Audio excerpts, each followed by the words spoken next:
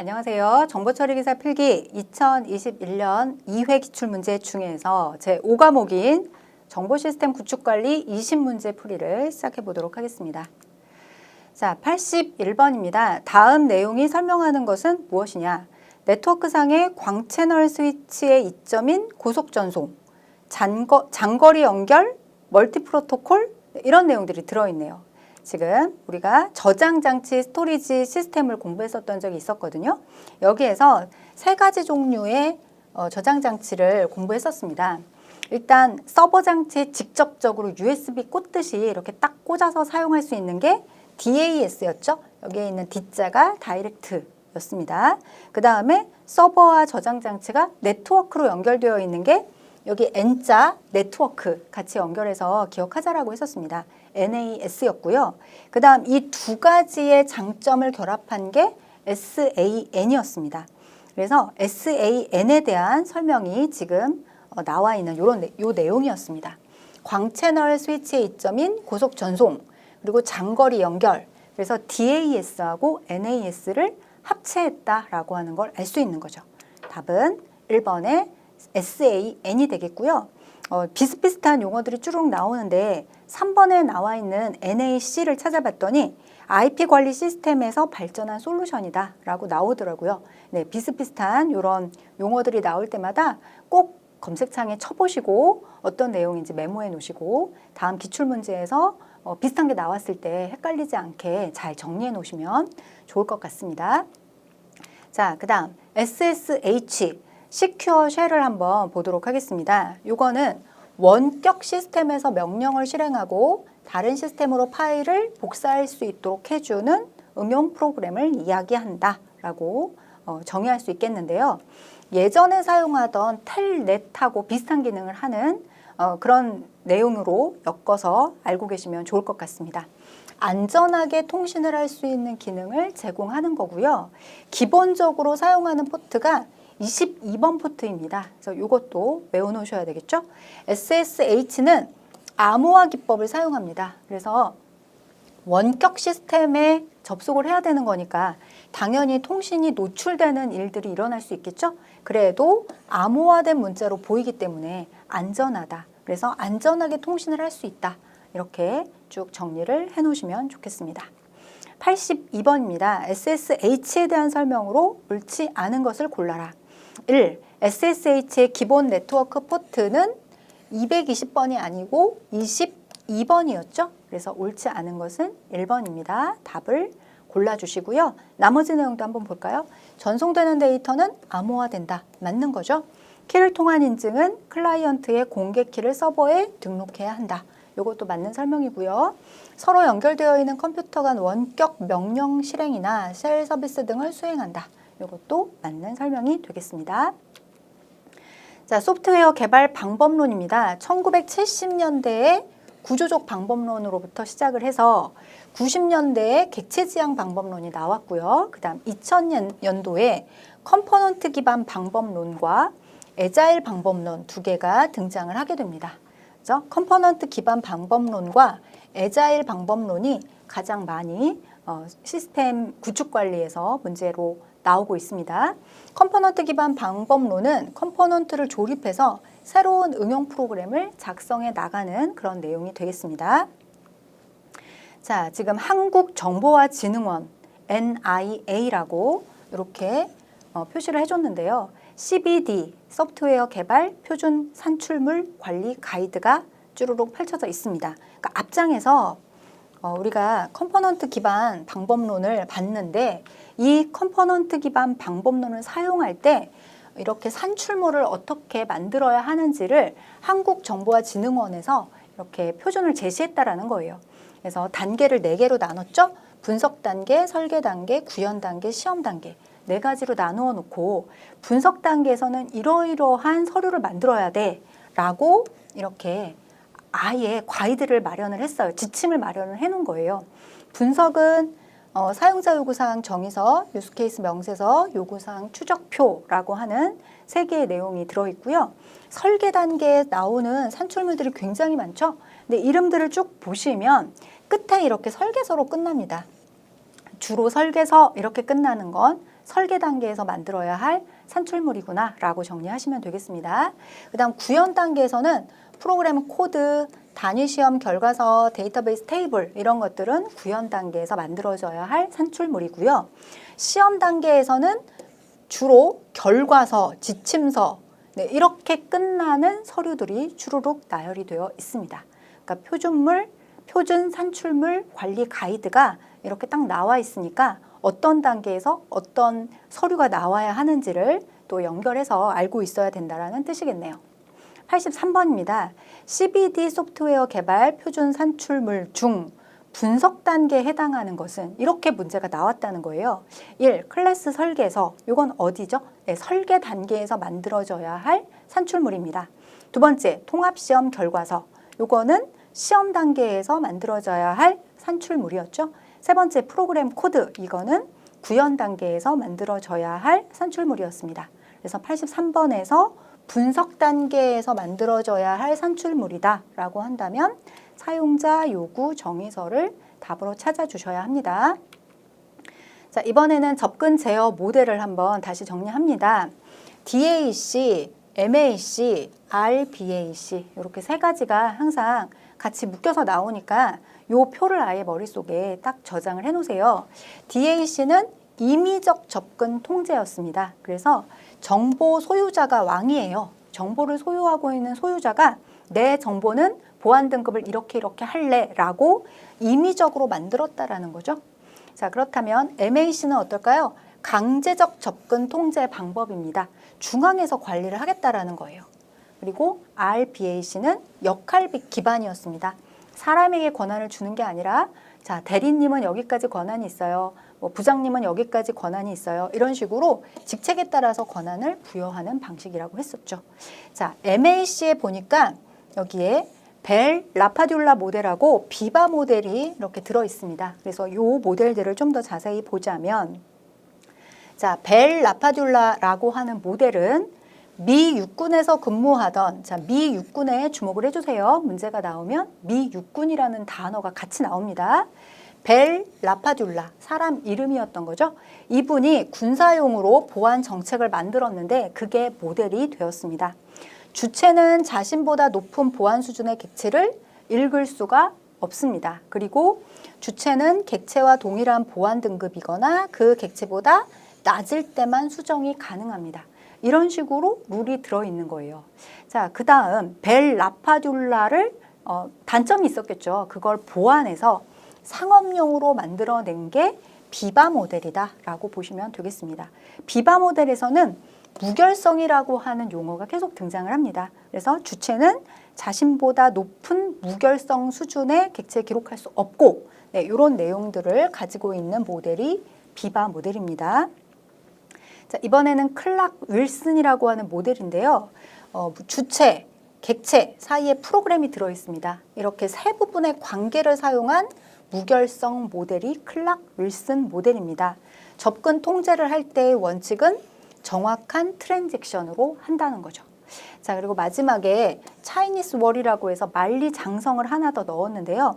만리장성이 아예 무언가 접근을 차단하는 거죠. 만리에 걸쳐서 성을 쌓아서 상대방이 이쪽 우리 편으로 못 넘어오게 이렇게 딱 방어를 하는 그 모양을 생각을 해주시면 돼요. 충돌을 일으킬 수 있는 어떤 정보의 흐름도 차단하겠다라고 하는 모델입니다. 이거는 주로 금융회사에서 사용하는 모델이다라고 기억을 해주시면 좋겠습니다. 84번 다음 내용이 설명하는 접근 제어 모델은 설명이 장황한데 군대에서 이미 끝났습니다. 군대라는 말이 나오면 아 이건 벨 라파듈라구나 라고 찾아주시면 된다라고 했죠. 네, 그래도 그 밑에 있는 설명도 한번 같이 읽어보도록 하겠습니다.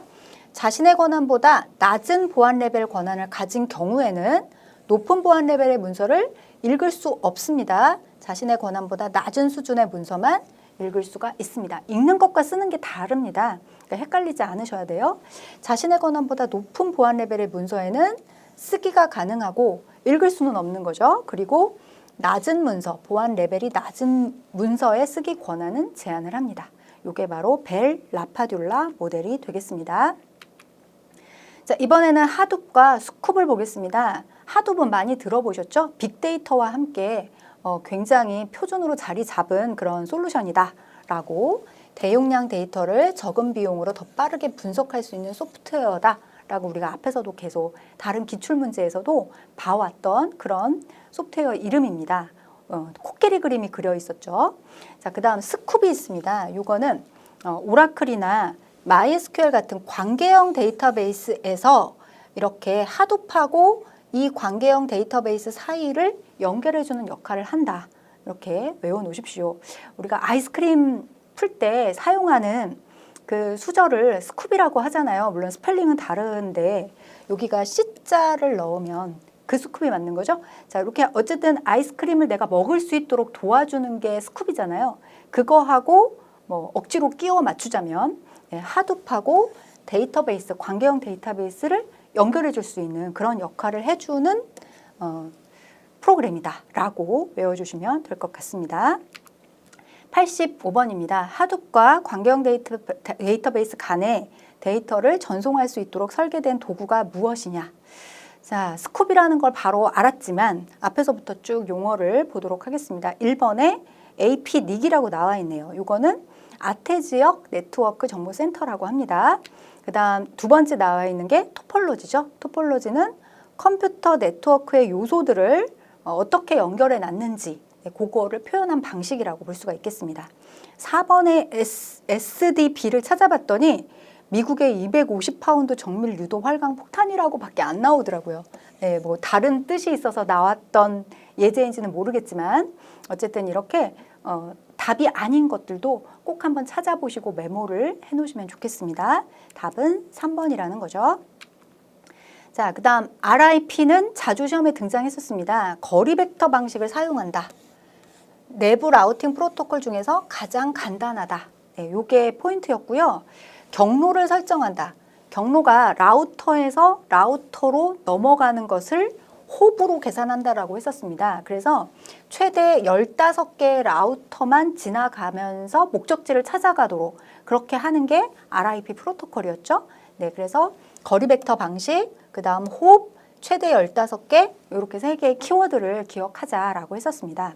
그 다음 OSPF, 최단 경로 우선 프로토콜이 있습니다.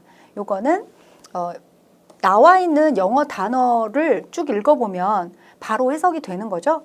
최단 경로 우선 프로토콜이다 라고 하는 걸 알 수 있고요.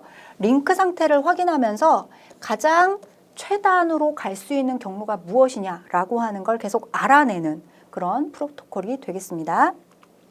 86번 라우팅 프로토콜인 OSPF에 대한 설명으로 옳지 않은 것은 1. 네트워크 변화에 신속하게 대처할 수 있다. 맞는 거죠.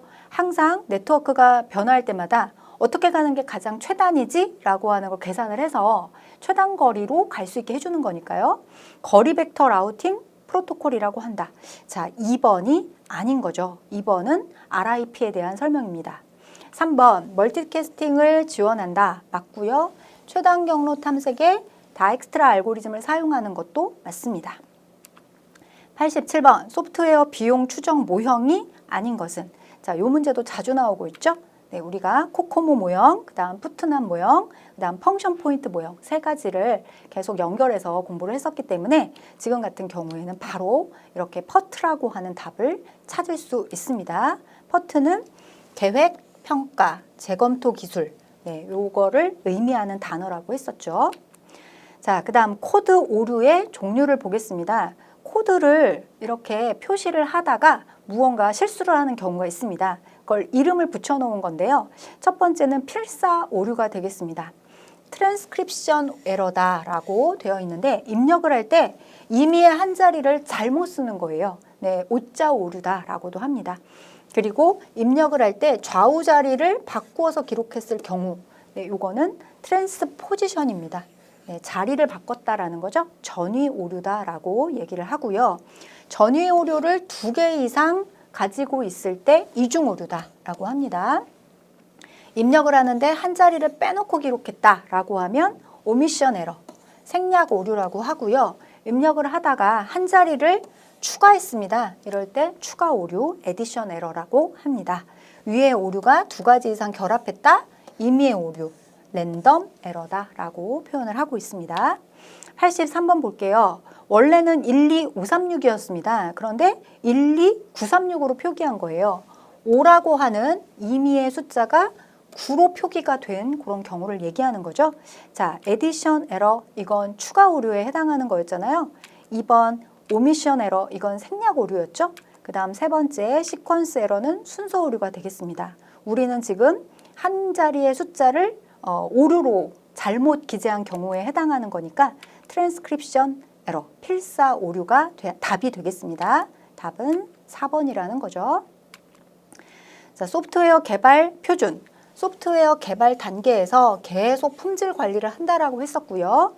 품질 관리는 이미 국제 표준으로 정해져 있다라고 했었죠. 그리고 대표적인 국제 표준으로 ISO 12207, 네, 그리고 CMM, 그리고 스파이스 모델, 이것도 기출 문제를 풀이할 때마다 계속 반복적으로 나오고 있습니다. 자, 이 중에서 ISO 1207 표준의 프로세스를 지금 구별을 해놓은 걸 볼 수가 있습니다. 공정을 기본 공정, 지원 공정, 조직 공정 세 가지로 지금 나누어 놓고 각각의 공정에 어떤 프로세스들이 들어있는지 나열이 되어 있는 거죠. 다 외우기는 어려우니까 기본 공정 정도는 5가지잖아요. 빨간색으로 표시해 놓은 내용들을 외워 놓으시면 혹시 이 중에 어떻게 문제가 변경돼서 나오더라도 답을 찾는데 어려움이 없지 않을까 싶습니다. 89번입니다. ISO 1207 표준의 기본 공정에서 주요 프로세스에 해당하지 않는 것을 찾으라는 문제가 나왔습니다. 우리가 앞에서 봤던 표에 기본 공정 프로세스의 5가지 획득, 공급, 개발, 운영, 유지보수 5가지를 외우자라고 했었죠. 그래서 답은 해당하지 않는 거 3번을 찾아주시면 되겠습니다. 90번입니다. 소프트웨어 비용 산정 기법 중 개발 유형으로 오가닉, 세미 디태치드, 임베디드, 이것도 계속 똑같은 문제가 계속 나오고 있습니다. 오가닉, 그 다음에 5만 라인이냐 30만 라인이냐 이렇게 나누는 거였죠. 답은 2번 코코모 모델이 되겠고요. 그 다음에 여기에 SLIM, 슬림, 이것도 가끔 시험에 등장하는데 레일리 노든 곡선과 푸트남 예측 모델을 기초로 해서 개발된 자동화 추정 도구라고 했었습니다. 다른 문제의 예제로 나올 수가 있으니까 이런 것도 같이 알아놓으십시오. 자, 그 다음 소프트웨어 개발 단계에서 품질 관리를 한다. 우리가 앞에서 봤던 똑같은 내용인데요. 대표적인 국제 표준 다시 한번 봅니다. ISO 1207, CMM, 네, I가 붙은 경우도 있고 없는 경우도 있었습니다. 그리고 스파이스 모델 이렇게 3가지가 있는데 이번에는 스파이스 모델을 한번 보도록 하죠. 요거는 소프트웨어 프로세스를 평가하기 위한 국제 표준이다라고 했었습니다. 그리고 요거는 CMM의 단점을 개선하려고 출연했고요. 개발기관이 프로세스 개선을 위해서 자기 스스로 평가하는 것을 목적으로 한다라고 했었죠. 그래서 성숙도를 6단계로 나누었습니다. 레벨 0부터 시작해서 레벨 5에서 끝나고 있는데 레벨 0은 아예 프로세스의 작업 산출물이나 결과가 존재하지 않는 수준을 지칭하는 그런 숫자가 되겠습니다. 그리고 레벨 0부터 시작해서 이렇게 숫자가 점점 높아질수록 최적화 단계까지 이르면서 점점 완벽한 프로세스 성숙도에 이르게 된다라고 하는 내용이죠. 문제입니다. 스파이스 모델의 프로세스 수행 능력 수준의 단계별 설명이 옳지 않은 것은 이라고 했네요.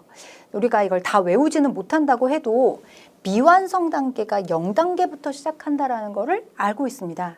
그리고 5단계가 최적화 단계, 가장 그 성숙도가 높은 단계라는 걸 알고 있죠. 그래서 답이 1번이 잘못됐구나라는 걸 찾을 수가 있습니다. 자, 92번입니다. PC, TV, 휴대폰에서 원하는 컨텐츠를 끊임없이 자유롭게 이용할 수 있는 서비스를 물어봤습니다. 자, 1번부터 한번 예제에 나와 있는 용어를 찾아보도록 하죠. 1번이 mem 레지스터네요. 요거는 메모리하고 레지스터하고 2개를 합쳐서 줄임말입니다. 메모리 저항, 네, 요거를 뜻하는 용어라고 합니다. 두 번째는 MEMS인가요? MEMS라고 나오는데요. 네, 나노 기술을 이용해서 제작되는 매우 작은 기계를 의미한다고 합니다. 그 다음에 세 번째 SNMP라고 하는 거는 IP를 기반으로 해서 네트워크상의 각 호스트로부터 정기적으로 여러 관리 정보를 자동으로 수집하거나 실시간으로 상태를 모니터링 및 설정할 수 있는 서비스다. 이렇게 정리할 수가 있겠습니다.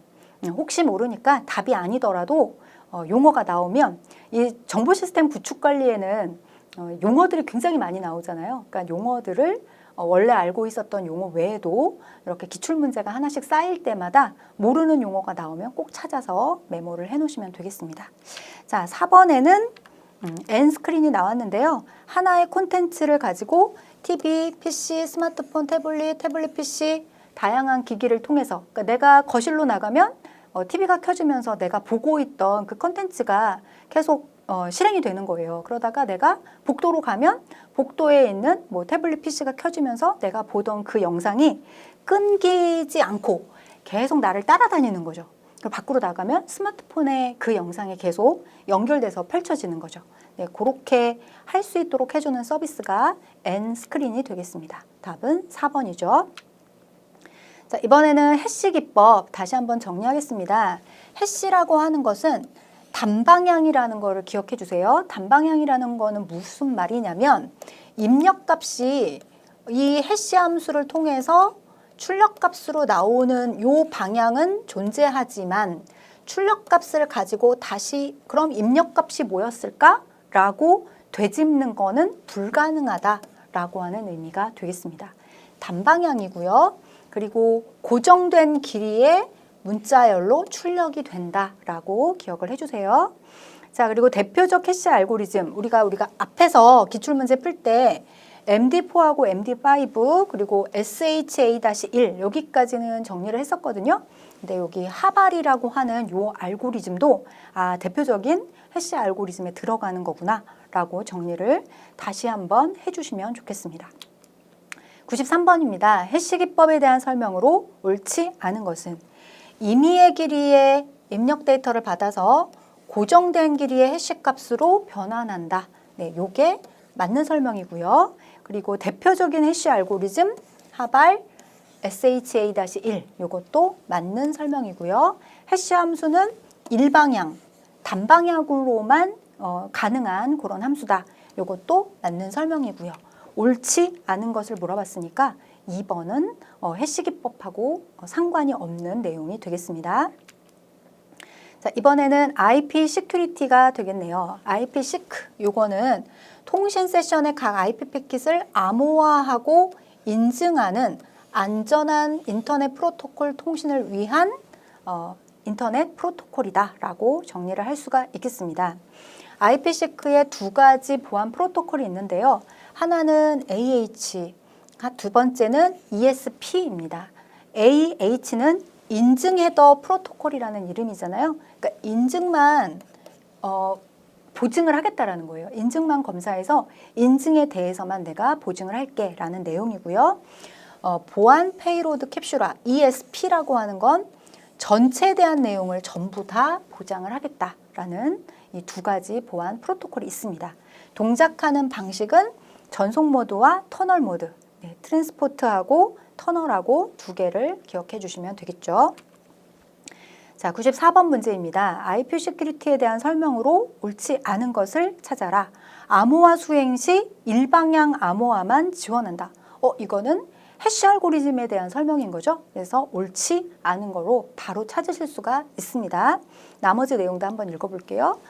ESP는 발신지 인증, 데이터 무결성, 기밀성 모두에 대한 보장이다. 네, 앞에서 우리가 봤던 내용이고요. 운영 모드는 터널하고 트랜스포트 모드 두 가지가 있다라고 했었고요. AH는 발신지 호스트를 인증, IP 패킷의 무결성을 보장. 여기까지 맞는 설명입니다.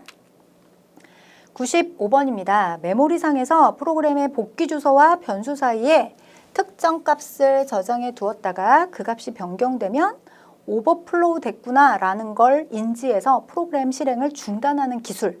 네, 예전에도 한번 나왔었는데 프로그램에서 특정 함수를 실행시키면 스택이라고 하는 메모리의 어떤 영역에 돌아가려고 이 정지됐던 부분의 주소를 이렇게 기록을 하게 되어 있습니다.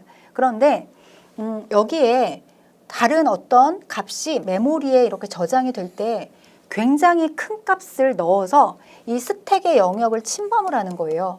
그러면 돌아갈 복귀 주소가 변질되겠죠. 네, 그렇게 하겠다는 거고, 거기에 넣는 특정 값을 카나리라고 하는 이름으로 우리가 부르게 됩니다. 그래서 요거는 답이 스택가드다라는 거예요. 네, 나머지 중에서 3번에 나와 있는 ASLR, 요 용어도 한번 보겠습니다.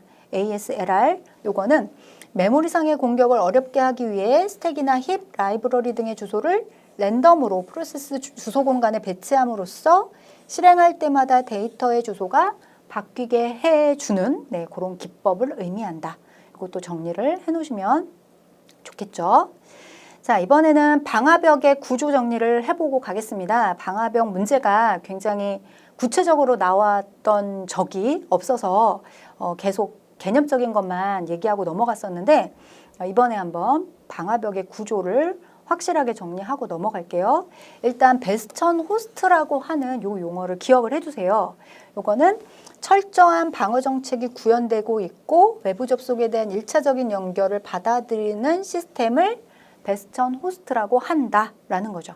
그러니까 방화벽 기능을 하는 호스트다라는 내용이에요. 중세 성곽에서 가장 중요한 수비 부분이다. 네, 여기에서 유래됐다라고 하고요. 베스천 호스트 위치 중에 한 곳에 방화벽을 위치시키는 그런 내용이 되겠습니다. 자, 방화벽의 구조 몇 가지 종류, 5가지만 한번 정리를 해보려고 하는데요. 가장 기본적인 게 스크리닝 라우터가 되겠습니다. 네, 모양은 이렇게 생겼어요. 내부 네트워크하고 인터넷이 바로 연결이 되면 위험하겠죠. 누군가가 공격을 할 수가 있잖아요. 그래서 이 중간에 스크리닝 라우터가 이렇게 위치를 하게 되는 거예요. 우리가 지하철을 탈 때도 누군가가 뭐 떨어지는 일을 방지하기 위해서 그 문 하나가 존재를 하고 있죠. 네, 그걸 스크리닝이다라고 같이 이렇게 떠올리면서 연상해서 외우시면 안 잊어버릴 것 같습니다. 자, 요 스크리닝 라우터가 중간에 딱 있어서 패킷 필터링 규칙을 얘가 갖고 있는 거예요. 방화벽 역할을 하는 거죠. 인터넷에서 무언가가 들어왔는데 여기에 규칙을 어기는 무언가 이상한 패킷이 들어왔다? 그럼 못 들어가게 막아줄 수가 있잖아요. 네, 이런 구조로 동작하도록 하는 게 스크리닝 라우터입니다. 자, 두 번째는 단일 홈 게이트웨이라는 건데 이게 바로 우리가 앞에서 정리했던 베스천 호스트의 내용입니다. 그림을 보면 이렇게 생겼고요. 지금 보시는 것처럼 단일 홈 게이트웨이, 여기가 베스천 호스트인데 이 안에 방화벽이 들어있는 거죠. 그래서 실제로 윈도우 NT나 유닉스 이런 운영체제에 이런 단일홈 게이트웨이가 설치가 돼서 운영이 되고 있습니다. 지금 인터넷과 내부 네트워크 사이에 이렇게 중간에 보시면 여기를 거쳐서 가도록 되어 있는 거죠. 그래서 아무나 공격을 하지 못하도록 막아주고 있습니다. 자, 그 다음 세 번째는 이중홈 게이트웨이가 되겠습니다. 자, 그림으로 보자면 이런 그림인데요. 우리가 앞에서 봤던 그림은 이렇게 선이 하나가 있었잖아요. 그런데 이중홈 게이트웨이는 선이 2개입니다. 그러니까 지금 외부 네트워크에 대한 네트워크 카드를 별도로 운영하고 있고요. 내부 네트워크에 대한 네트워크 카드를 또 별도로 운영하고 있는 거예요. 그래서 아까 앞에서 봤던 단일 홈 게이트웨이보다 좀 더 촘촘하게 방화벽 역할을 할 수 있게 그렇게 만들어 놓은 구조가 되겠습니다. 네 번째는 스크린된 호스트 게이트웨이입니다. 그림으로 보자면 이 그림인데요. 지금 여기에 라우터가 있습니다. 그러면 라우터를 거칠 때 그냥 거치지 못하는 거죠. 여기서 패킷 필터링을 한다라고 했었잖아요. 패킷 필터링을 한번 걸치고 들어온 그 내용들이 그냥 그 내부 네트워크로 들어가는 게 아니라 베스천 호스트로 들어가는 거예요. 그러니까 두 번째 방어를 한 번 더 해주는 거죠. 그러니까 2단계를 거쳐야만 내부 네트워크에 들어갈 수 있기 때문에 좀 더 안전한 그런 네트워크를 운영할 수 있다라고 볼 수 있겠습니다. 마지막 스크린된 서브넷 게이트웨이가 되겠습니다. 자, 요거 그림으로 보자면 라우터가 2개가 있습니다. 라우터가 2개가 있고요. 베스천 호스트도 있고요. 가장 촘촘하게 지금 벽을 쳐놓은 거겠죠. 자, 다른 방화벽의 장점을 모두 갖추고 있고 융통성도 뛰어난데 비용이 비싸겠죠. 자, 요걸 내용을 보자면 외부에서 들어오는 패킷을 일단 1차로 라우터에서 필터링을 합니다. 그리고 두 번째로는 베스천 호스트로 들어가서 여기서 검증을 마치고 그 다음 여기서도 OK 사인을 받으면 그제서야 내부에 있는 라우터로 들어가게 되는 거죠. 그래서 3번에 걸쳐서 모두 OK 사인이 떨어져야 내부 네트워크로 연결되는 그런 구조가 스크린된 서브넷 게이트웨이가 되겠습니다. 자, 96번. 침입 차단 시스템 중 다음과 같은 형태의 구축 유형을 물어봤습니다. 라우터가 한 대, 2대가 있고요. 그리고 여기에 베스천 호스트까지 있는 3중으로 이렇게 벽을 쳐놓은 구축 유형을 물어본 거죠. 답은 스크린드 서브넷이 되겠네요. 자, 이번에는 시큐어 OS를 보도록 하겠습니다. 보안 운영체제인데요. 운영체제에 내재된 결함으로 발생할 수 있는 각종 해킹으로부터 시스템을 보호하려고 보안 기능이 통합된 보안 커널을 추가로 이식한 운영체제다라고 우리가 전에 기출문제 풀 때도 한번 정리를 했었죠. 그런데 보안 운영체제는 일정 수준의 CPU를 점유하기 때문에 빠르지는 않다. 그래서 성능이 중요한 빨라야 되는 그런 시스템일 경우에는 이런 보안 운영체제가 들어가면 좀 어렵다라고 정리를 했었습니다. 자, 97번입니다. 시큐어 OS의 보안 기능으로 거리가 먼 것은 무엇이냐? 식별 및 인증 맞고요. 임의적 접근 통제, 강제적 접근 통제 이 3가지는 시큐어 OS의 보안 기능이 맞습니다. 답은 3번이 되겠는데 고가용성이라고 하는 용어 정리합니다. 서버와 네트워크, 프로그램 등의 정보 시스템이 상당히 오랜 기간 동안 지속적으로 정상 운영이 가능한 성질을 말한다. 그러니까 고장나지 않고 계속 사용하는 것을 오래 할 수 있도록 지원해 준다. 이런 용어라고 정리를 해놓으시면 되겠네요. 98번입니다. 서버의 열린 포트 정보를 스캐닝해서 보안 취약점을 찾는 데 사용하는 도구가 무엇이냐? 네, 답은 4번이 되겠습니다. 이 N맵이라고 하는 것은 원격 컴퓨터들의 자세한 정보라 함은 운영체제, 장치 종류, 운영시간, 소프트웨어 제품, 버전, 방화벽 이런 내용들이 전부 다 포함된 그런 내용이고요. 그것뿐만 아니라 보안 취약점을 찾을 수도 있다. 이렇게 정리를 해놓으시면 되겠죠. 99번입니다. 서로 다른 네트워크 대역에 있는 호스트를 상호 간에 통신할 수 있게 해주는 네트워크 장비. 네, 요거는 쉬운 문제네요. 라우터가 되겠습니다. 자, 마지막 100번 문제입니다. 암호화키와 복호화키가 동일한 암호화 알고리즘. 자, 암호화 알고리즘은 이렇게 2가지로 나눌 수가 있죠. 비밀키인 경우가 암호화키와 복호화키가 동일한 거고요. 공개키는 암호화키와 복호화키가 다른 경우였죠. 자, 이렇게 우리가 분류를 해서 정리를 한다면 답을 쉽게 찾을 수가 있습니다. RSA는 공개키에 해당하는 거고 여기서 AES가 비밀키에 해당하는 거고 ECC가 공개키에 해당하는 거죠. 자, 우리가 찾으려고 하는 100번은 비밀키에 해당하는 거여야 하니까 답은 2번에 있는 AES가 되겠네요. 자, 이렇게 해서 정보시스템 구축관리 20문제의 풀이를 마무리했습니다. 복습 꼭 부탁드릴게요. 수고하셨습니다.